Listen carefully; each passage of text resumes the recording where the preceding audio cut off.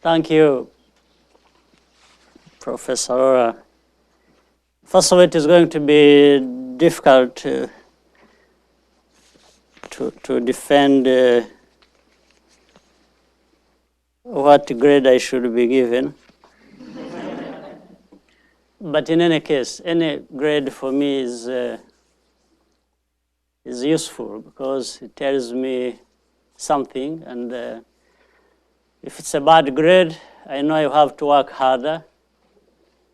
And if it's a good grade, still, it means I have to sustain it. So I learn from whichever grade I get. But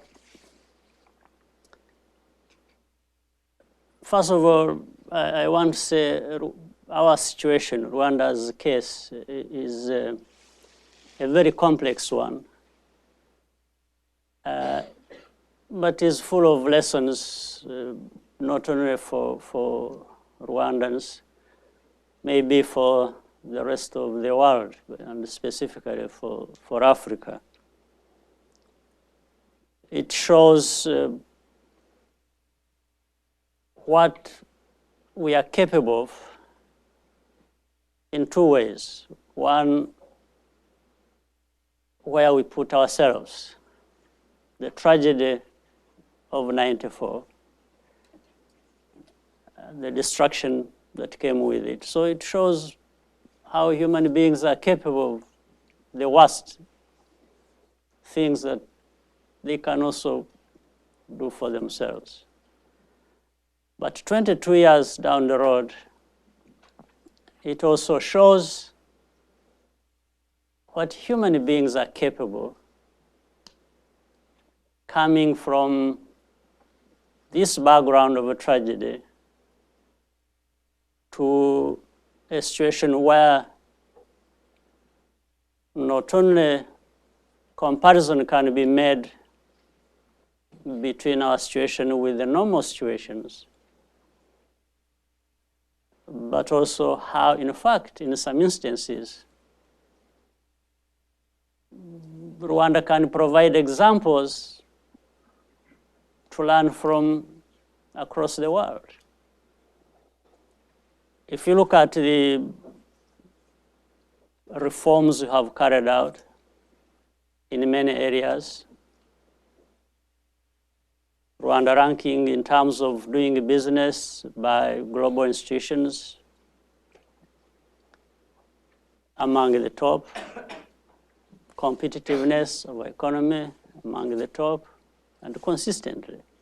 And the growth of our economy that has been registered for the last 14 years between 7 and 8% every year. Women empowerment and participation in politics, in business, in decision making. 64% of our women representing the country in parliament, 40% in the cabinet, between 40 and 50 in the judiciary, in the local government, mayors, women, education. We talked about quality, which is very important, but I think there is quality to it as well. But if you look at the enrollment rates for primary schools, secondary, and now into higher education, the figures speak for themselves. So normally in education, there are two problems. One, you have, it's the quantity. It's how many people are you able to educate? But it's also the quality indeed, too. Well, we have places where both are a problem. And in fact, we started from a point where both were a problem. So we have tackled one impressively, and that is the enrollment rate. The other we are now working on and investing in is the quality of education. So the put together, still we are in a good place if you compare with many other countries who, in fact, should be ahead of us, given where we have been and the situation we have had to manage. In health, universal coverage we have of our people, among the best you have in the world. Again, working on quality. It's not just about numbers, it's also about quality that has to accompany that. And that, again, is also registering a significant increase year in, year out. So, and let me touch something. I don't have to wait until maybe it comes by the way of questions. Rwanda, landlocked. In fact, I heard the roads being talked about. I don't know where it comes from that the roads are bad. Maybe it's just because somebody hasn't been to Rwanda. Or is talking about a story of 30 years ago. In fact, Rwanda has the best roads in our region. This is a fact. It's not, roads are things you see, so I'm not just creating anything. So in terms of infrastructure, the only thing we don't have is a railway, but we are in the process of building a railway, and we are working with the region. We have a master plan for the whole region to build a railway connecting Kenya, Uganda, Tanzania, Rwanda, and Burundi. That is already underway. But for roads, there is no comparison between our roads and the rest of the countries in the region. Not only that, in other kinds of infrastructure, we have laid fiber optic cable across the country that serves every corner of the country. In fact, being rolled out to connect schools, administrative centers, or border posts, the ones that, the crossing points through which imports and exports move or trade. We have laid close to 4,000 kilometers of fiber across the country. The city of Kigali are now rolling out to other parts of the country, to other towns. We have 4G LTE working. In the area of telecoms, what we have registered also in terms of development is very significant. So the infrastructure that is there to serve the citizens and serve the private sector, especially for its fast growth that we want and we are noticing, is unquestionable. There's no doubt about that. But being landlocked has helped us to think smarter and harder as to how we manage this. And two things come out. One is about regional integration that we have emphasized and is working, bringing together the 5 countries of 150 million people. It helps Rwanda to easily do business with these, with these countries and within this market. The second, we have targeted, again relating to competitiveness, is what are the things we should be doing or producing that have high value and therefore more or less render irrelevant the problem of being landlocked.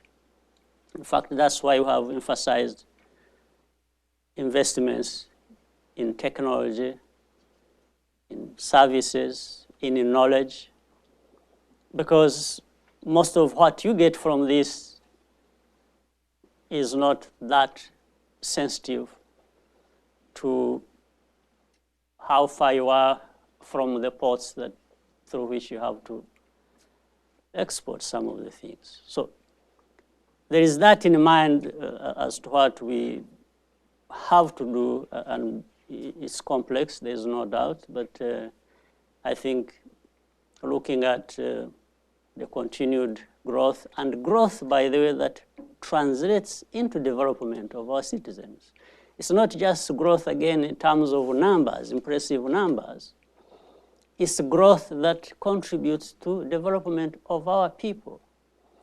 We have, for example, between 2006 and 2005-06, 2014, registered that we have managed to lift people out of poverty to the tune of 1.6 million of our citizens. And these are numbers we have cross-checked with other institutions that we work with, whether it's the World Bank or other institutions. So the growth is not just growth of numbers, 8%, and that's it, irrespective of where it comes from. It is growth that actually comes from and feeds into the well-being of our people. So in a nutshell, we have done what is humanly possible in changing the situation. In fact, again, let me make a clarification.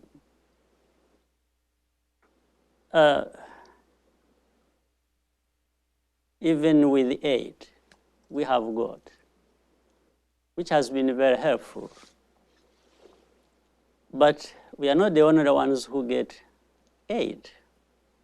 There are many countries in the world that get aid. But how many make significant progress because they have been receiving aid? Therefore, you cannot qualify aid as being the one responsible for development or progress of people. It's also the people who receive it, how they put it to good use. So it cannot just be aid.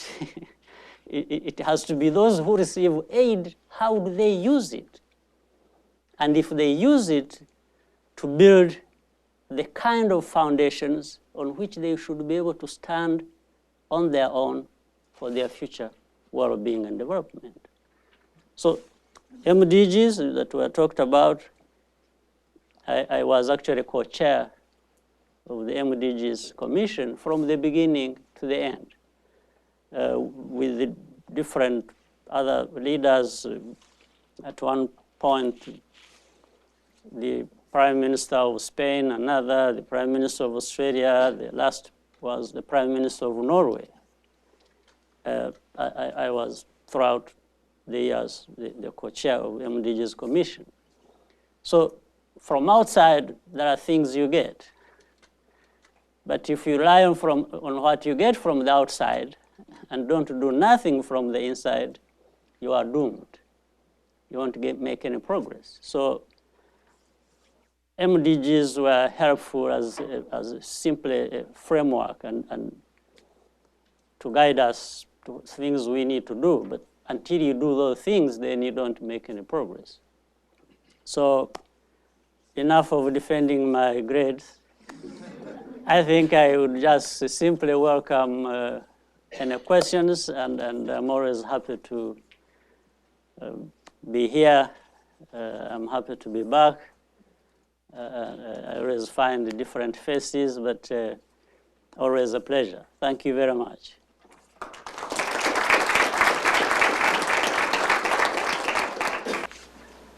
I'm curious what's your vision for the future of Rwanda over the next 10, 20 years? Well, the vision for the future is not divorced from the vision we have had. It's a continuation of the vision we have had.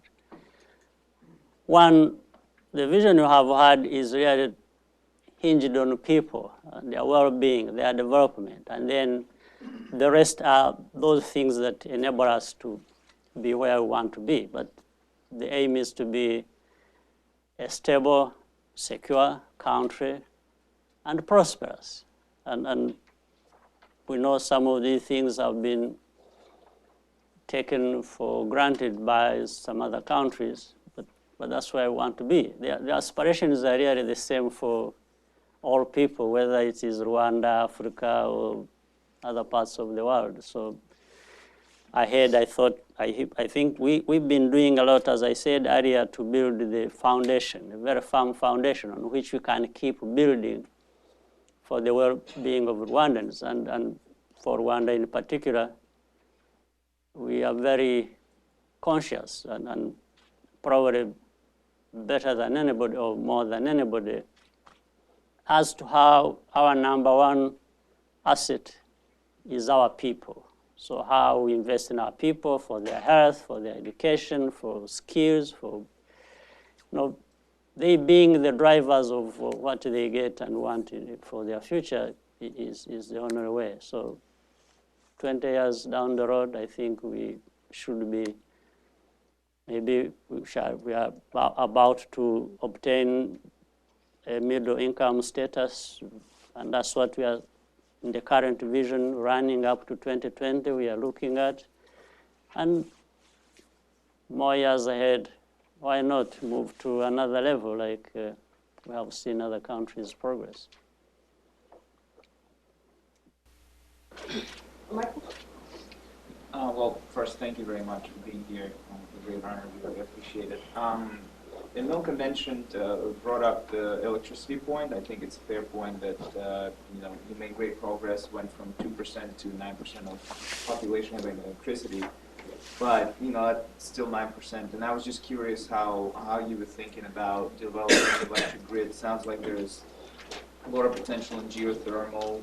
You do have some natural gas. So I guess intuitively, I think you probably would want to invest in the electric grid in order to foster industry and any sort of production of clean energy. And I was just curious how you thought about that. In fact, some numbers have probably been mixed up for the current connections for electricity are at 22%, and that is off and on-grid connections. And we are looking at, in the next 2 to 3 years, our aim is to have 70%, and that is possible because of the investments that are already underway. Now, initially, the main source of our electricity is hydro. But we have already, in fact, underway right now. In fact, we have already, for example, 25 megawatts that has just been inaugurated from methane gas. Methane gas to power is something that has taken a bit of time because of the technology involved, but now it is proved that it has proved already that it is working. And we have methane gas under Lake Kivu. It's large amounts. It is 66 billion cubic meters. But at one point, you have only to exploit not more than 3 billion cubic meters, which can give us at any one time about between 700 and 800 megawatts. And this is for a very long time because the gas keeps regenerating itself. And so the complexity was about they have to remove the gases from under the lake because it is mixed, methane gas mixed with other gases, and then filter out methane gas pure and return other gases to under the lake, and then fire the methane gas and then turn turbines to produce electricity. So the experiment has worked. Now we can quickly scale to whatever level that will be allowed by the availability of resources. So we have that one. So in 3 years, 2 to 3 years, we should be having another like 300, 400 megawatts, adding to what we have. And that's why it is easy to connect the 70% of our population, and probably more in between 2 and 3 years. So it's hydro, it's geothermal, which can give us about 90 megawatts, and that is underway as well. And then methane, and we are having solar. Wind potential isn't quite good in Rwanda for some reason. I think depends on which parts, but solar is going up.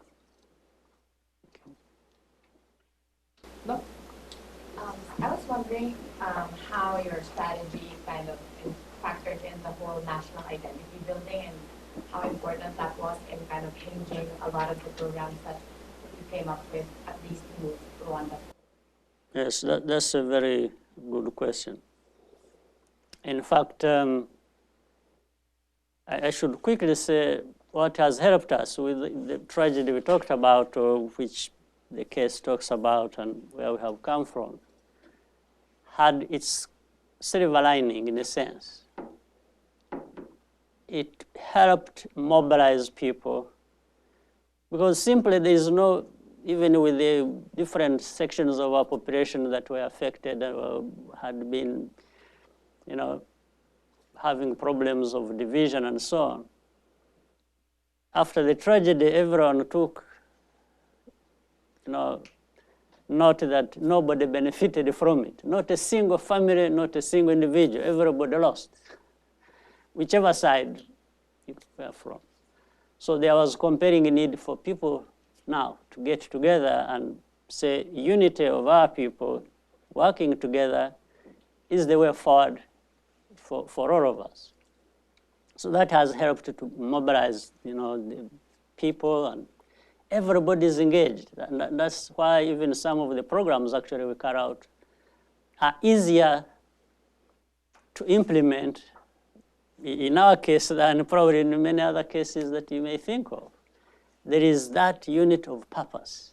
There is that understanding that we have a bad history, everybody suffered, and nobody doesn't want a good future. So good politics, mobilizing people to work together, good policies coming together, I think have given us what we are seeing as very good progress and sustainable. Hello. Yes. So I come from Senegal, and so I was comparing Rwanda result with Senegal result, and I was really impressed by the result in education, where you were able to have 29 universities since from one in 1994. In Senegal, we have 10 universities. We have a long tradition of education and very strong support on that sector. So the success is impressive, and I guess there is some reason, underlying reason, very powerful underlying reason for that. And also, I thought that based on what is very specific to Rwanda compared to other African countries, we are both an Anglophone and a French country. I was wondering, do you see education as a sector in which you can become a hub of excellence for Africa, and that on which you can really be able to attract students from all African countries and build Yes. growth based on this sector? Sure. Yes, thank you. I mean, that is already happening in a number of ways. In fact, for example, Carnegie Mellon University has a campus in Rwanda, especially for master's level education, and mainly in computer science and so on. This is a program we developed with them and got support from the African Development Bank when we asked them to support it. And the whole idea was, again, to deal with the quality of education, and also it doesn't stop that our young people will continue to go abroad to study in very good universities that are there and so on. Certainly we want that to happen, that continues to happen. But we also wanted to make sure that we avail this quality institution as this one is, in fact, not only to serve Rwanda, but also to serve the region. In fact, the East African Community region has endorsed it as a center of excellence where most of their people will be coming to be educated and trained. So it's one of them. The other is Rwanda is now hosting the African Institute of Mathematical Sciences. It has, in fact, it has association with the Senegal again, as you rightly mentioned. In fact, there will be a conference in a couple of months, which I will be attending on that basis. So it's because of this. It used to be, the center used to be in South Africa. It has now relocated to Kigali, to Rwanda. But it's in that quest to create good institutions of higher learning, as well as feed it from the bottom. And in the end, if this turns it into a hub, so be it, we'll be very happy. But our main focus is to really make sure that our people, and together with other Africans who can also benefit from what we are benefiting from, is what we want to create. Are there any lessons that you think could be, that from the work that you've done, that you think could apply to other African countries that are where you were in 2000? So are there one or two lessons and things that you did that really could be applying to other cases that are in the same position? Well, I guess so, even before I think of any specific one, because Rwanda, like other African countries, there are many similarities as much as there are some differences, but I think there are more similarities than differences. So, for example, it's all about how you manage, whether politics or economics. If you, for example, if there is fighting corruption, which has bled our economies and destroyed some of them,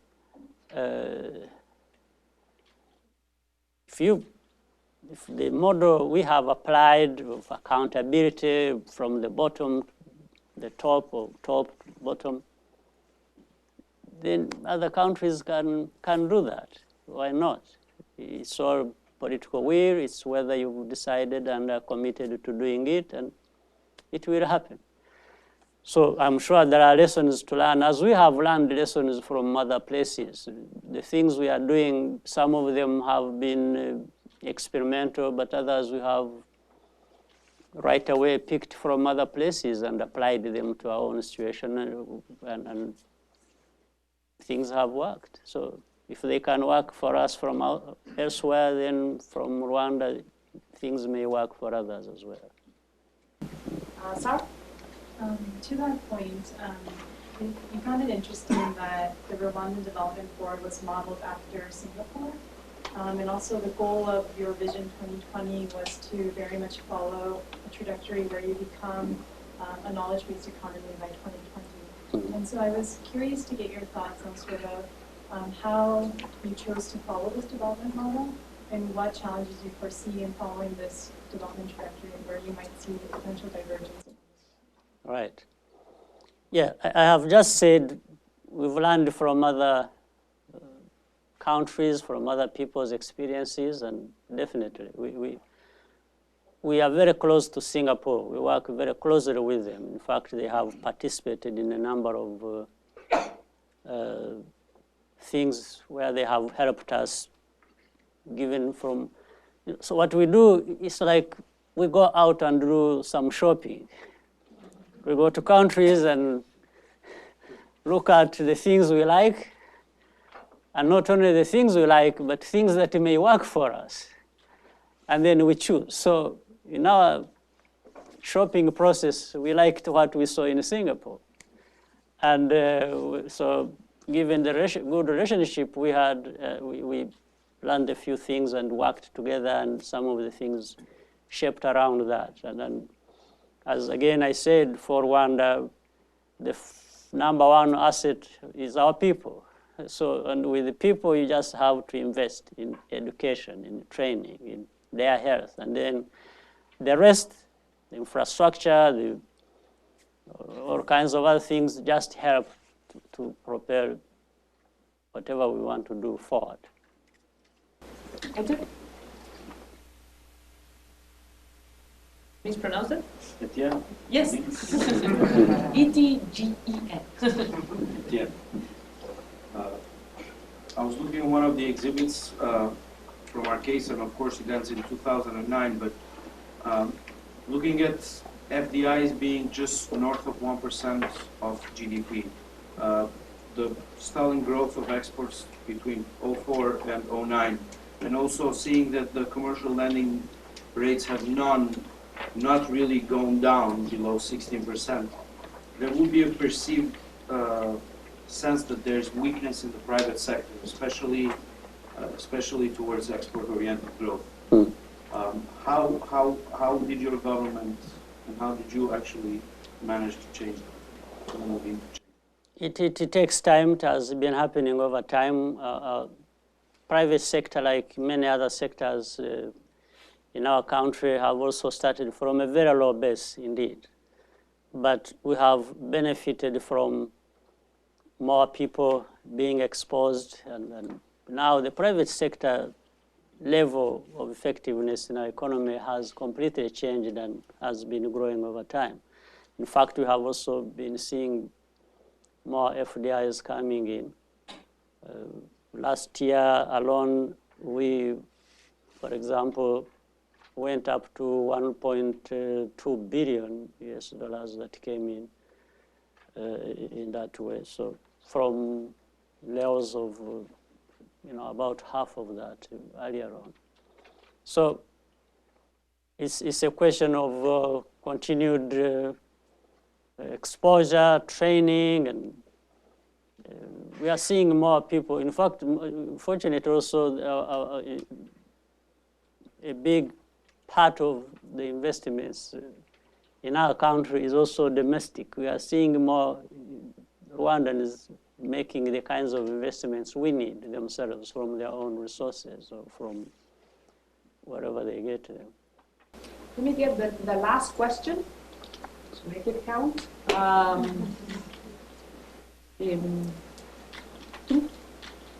Thank you. So firstly, I think I would like to agree with you, President Kagame, when you say that you and the Rwandans have done what is humanly possible, given your context in 1994, to get to where you are today. And as an African, I think I just want to say thank you for your contribution to stability in Africa. My question arises from my concern at what I see as the growing inequality levels in Rwanda, where 56% of Rwandan wealth sits in the top 20 population of the country. Now, I think for any country, those levels are dangerous, but particularly I think more so for Rwanda, given where you've come from. And I come from a country in South Africa where we have the highest levels of inequality, and I've observed that, I've seen the social ramifications of it, where our inequality is divided along racial lines.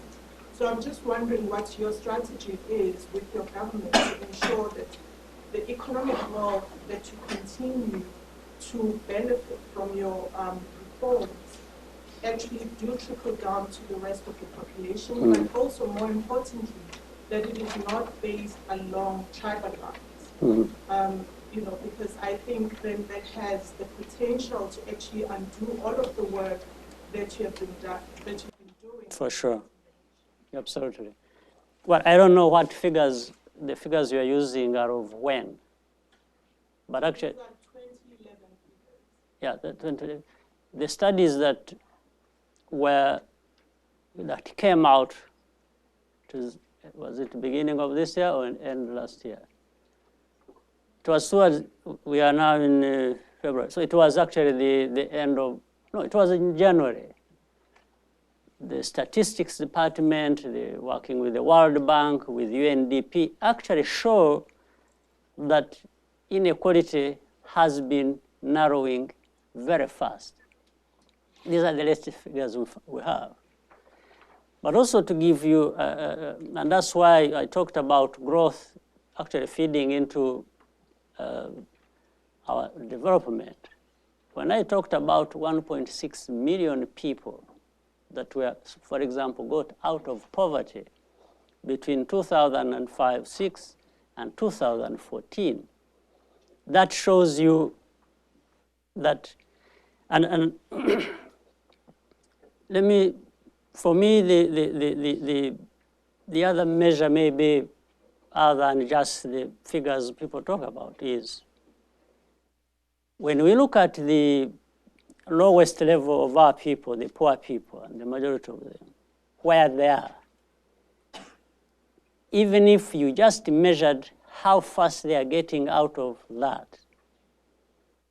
forgetting about, for a moment, even those who have and have been moving faster, higher, but looking at those at the bottom, how fast they are getting out of there, I think that is gives a better feeling than just looking at this gap. So what we are seeing, therefore, is the majority of our people at the bottom, and the rate at which people are getting out of poverty tells us that our strategy is actually working.